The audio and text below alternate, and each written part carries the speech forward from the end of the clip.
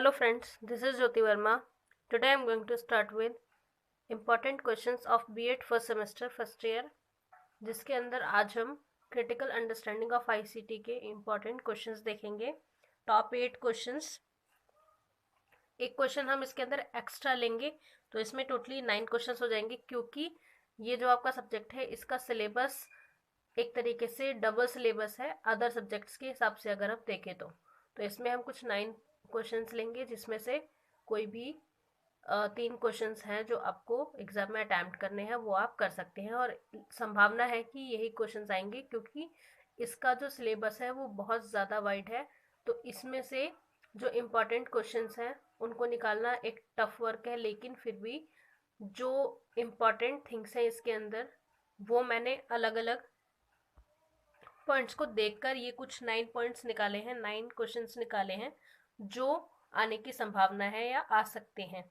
तो आप इन पॉइंट्स को भी लर्न करके जाएंगे, तो ऐसा होगा कि जो आपके 8 क्वेश्चंस में से कोई भी 3 क्वेश्चंस करने हैं, तो आप उन तीनों को अपने तरीके से बनाकर लिख सकते हैं, अगर आपने ये सब्जेक्ट अभी तक ठीक से रीड आउट नहीं किया है तब भी। तो इसमें सबसे पहले देखेंगे फर्स्ट क्वेश्चन हमारा, जिसमें है national policy of ICT in school education.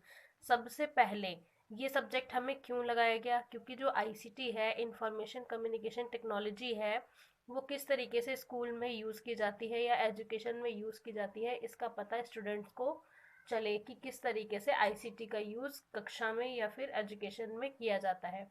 तो ये एक इम्पॉर्टेंट क्वेश्चन है, और इस क्वेश्चन को आप इजीली अटैम्प्ट कर भी सकते हैं, क्योंकि इसकी वीडियो भी मैंने अपलोड कर रखी है और आप मेरी प्लेलिस्ट में जाकर ये वीडियो देख सकते हैं। ये एक इम्पॉर्टेंट क्वेश्चन है इस पूरे सब्जेक्ट का, क्योंकि ये आईसीटी पर ही बेस्ड है। और एक इम्पॉर्टेंट कंपलसरी क्वेश्चन आएगा जो आपको अटैम्प्ट करना ही होगा, तो हो सकता है कि यही क्वेश्चन आए।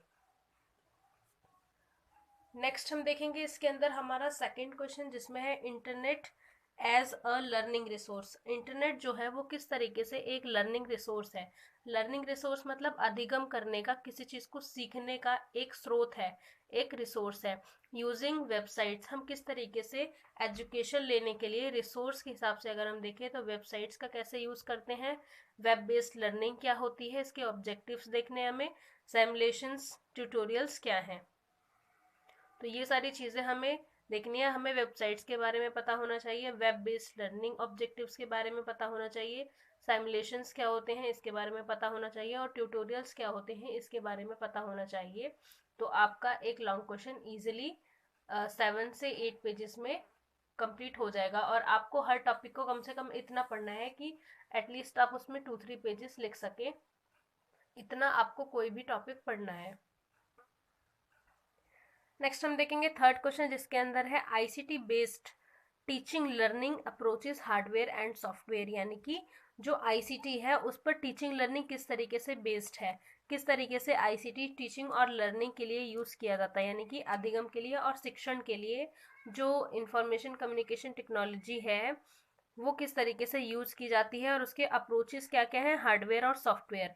कौन कौन से हार्डवेयर इसमें यूज़ किए जाते हैं, किस तरीके से सॉफ्टवेयर यूज़ किए जाते हैं एक टीचिंग के लिए या फिर एक लर्निंग के लिए। नेक्स्ट हम देखेंगे इसके अंदर हमारा फोर्थ क्वेश्चन में क्या है, role of ICT in fostering the creation of an inclusive school and classroom environment. Inclusive school के बारे में आपको पता होना चाहिए, आईसीटी का रोल पता होना चाहिए, और क्लासरूम का जो एनवायरनमेंट है उसके बारे में पता होना चाहिए। तो आपका ये एक इजी वे में क्वेश्चन रेडी हो जाएगा।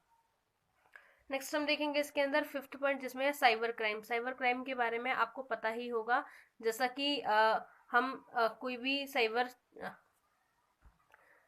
क्राइम देखते हैं तो उसमें क्या होता है कि वो एक तरीके से ऑनलाइन होता है और ये इंटरनेट पर बेस्ड होता है। एक तरीके से इसमें टेक्नोलॉजी का यूज़ होता है, इसी को कहते हैं साइबर क्राइम।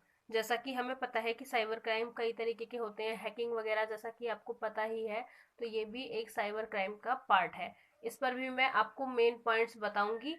आईसीटी के एग्ज़ाम से पहले पहले मैं कुछ वीडियोस अपलोड करूंगी, जिसके अंदर आप मेन पॉइंट्स देख सकते हैं कि इसके अंदर क्या क्या पॉइंट्स लिखे जाएंगे। लेकिन आपको कंटेंट उसमें खुद बनाना पड़ेगा, क्योंकि इस समय इतना टाइम नहीं है हमारे पास कि हम क्लियरली सारे टॉपिक्स को पढ़ा सकें और आप पढ़ सकें, क्योंकि इस बार का जो एग्ज़ाम है वो बहुत जल्दी ही कंडक्ट किया जा रहा है, क्योंकि कोरोना वायरस की वजह से कोविड-19 जो इसकी वजह से जितना भी लॉस हुआ है उसको जल्दी से रिकवर करने की कोशिश की जा रही है, इसीलिए आपका जो सेमेस्टर है वो बहुत जल्दी ख़त्म किया जा रहा है।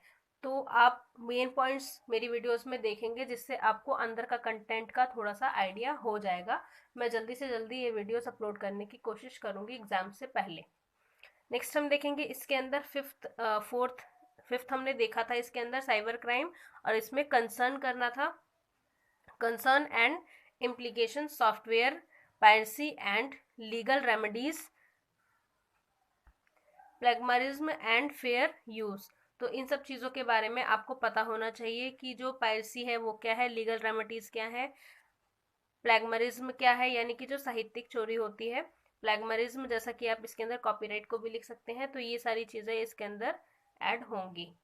नेक्स्ट है हमारा 6th क्वेश्चन, जिसके अंदर है intellectual property and copyright and related issues of plagiarism and fair use. तो इसमें क्या है, जो इंटेलेक्चुअल प्रॉपर्टी होती है और उसके कॉपीराइट्स होते हैं एंड रिलेटेड इशू, उससे रिलेटेड कॉपीराइट वगैरह से रिलेटेड जो इश्यूज होते हैं, और प्लेगमरिज्म एंड फेयर यूज, तो इन सब चीज़ों के बारे में आपको इसके अंदर लिखना है। नेक्स्ट हम देखेंगे हमारा नेक्स्ट क्वेश्चन 7th, जिसके अंदर है ICT यानी कि इंफॉर्मेशन कम्युनिकेशन टेक्नोलॉजी को आप सबसे पहले इसमें डिफाइन करेंगे। उसके बाद आप इसका स्कोप बताएंगे कि ये कितने क्षेत्रों में फैला हुआ है, क्या इसका क्षेत्र है। तो आपको सबसे पहले इसमें ICT को डिफाइन करना है। ICT एजुकेशन में कैसे फैली हुई है, इसका स्कोप क्या है, इसकी क्या क्या टेक्निक्स है फॉर इवेल्युएशन, यानी कि अगर हमें किसी बच्चे को पढ़ाकर उसका इवेल्युएशन करना है, उसका मूल्यांकन करना है अपनी कक्षा में या फिर एजुकेशन में, अपनी क्लास का रिजल्ट बनाना है, बच्चों का रिजल्ट दिखाना है, तो हम ICT का यूज़ करके किस तरीके से बच्चों को इवेल्युएट कर सकते हैं। ज़रूरी नहीं है कि हम रिजल्ट के लिए ही, इवेल्युएशन के लिए ही हम इस चीज़ का यूज़ करें, हम उन बच्चों को इंटरनेट के ज़रिए भी इवेल्युएट करके उनका एक तरीके से फीडबैक दे सकते हैं। तो इसके अंदर आपको इवेल्युएशन के बारे में पूरा पता होना चाहिए कि किस तरीके से ICT का यूज़ करके इवेल्युएशन किया जाता है।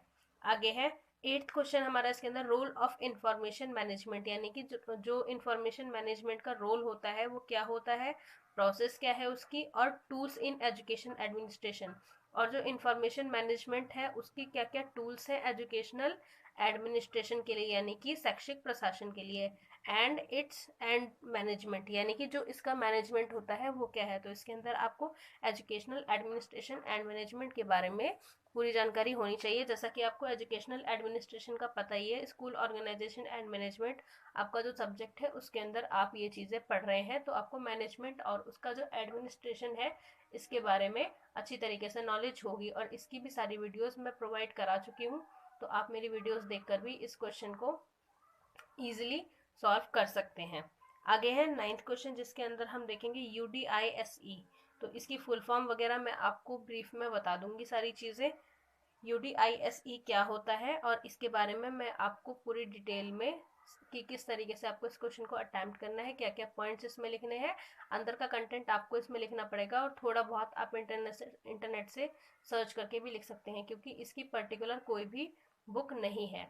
इंग्लिश में है बुक, तो हिंदी वाले बच्चों को प्रॉब्लम होती है, तो इसके हिसाब से आपको क्या करना पड़ेगा, इंटरनेट से थोड़ा थोड़ा डाटा लेकर पढ़ना पड़ेगा और अपने कॉन्सेप्ट को क्लियर करना पड़ेगा। तो इसमें UDISE state and national level databases in education, तो ये एक इम्पॉर्टेंट क्वेश्चन है, और ये आपके 4th यूनिट में सबसे ज़्यादा इम्पॉर्टेंट थिंग है, ये पेपर में ज़रूर आएगा और आपको इसकी प्रिपरेशन करनी होगी। और अगर नहीं भी आता है तो इससे रिलेटेड कोई भी क्वेश्चन ऐसा बन जाएगा उसके अंदर जिसको आप अटेम्प्ट कर सकते हैं ईजिली, अगर आपको इसके बारे में और इसकी फुल फॉर्म पता हो तो।